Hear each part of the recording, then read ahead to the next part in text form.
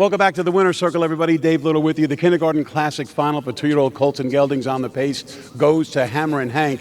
And Brett, I want to ask you something and then get Dexter's response. You told me a couple of weeks ago that you didn't want this horse racing on the lead. So what gives? Are you mad at Dexter for what happened tonight?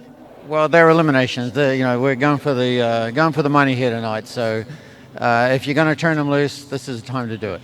Now, Dexter, is this something that you didn't want to do, is put this horse in the lead? Because we've seen him race so well from off the pace. Yeah, but he's given me the impression, when you ask him to do what you want, he'll do it. So, once we got away fourth there, it was only, probably first over, probably before the half, so we made a move and he plodded along there and sprinted home great. Now, Brett, when I talked to you, over the past couple of weeks, you kept telling me about Hammer and Hank and his tremendous speed. And when you talk about speed in this game, normally it's horses racing on the front end, but with him it's a different story. Yeah, no, he's been like that right from the get-go when he was young. We'd be training in sets, and even when we were going at 230 miles, and you look across, and he was always right there and effortless. And effortless speed is real speed, and we knew he would just carry on with it. All right, now let's go back to Dexter. Early action, what's up in the early action? You're sitting behind him, Hammer and Hank, you want to brush past him. How did it feel out there in the track, and how was it quarter by quarter for you out there? It was pretty much as scripted on paper. The only one was Timmy's one didn't get out of the gate very good, so we ended up in front of him. Since every time I've sat behind him, he's always impressed me so much. So he gives you full of confidence. I clicked him up 3 quarters, and his head went up in the air, and he took off. And it's always a good feeling when they do that. It seems that no matter where this horse draws, he can always bring his biggest effort. Yeah, Brett's done a great job with him.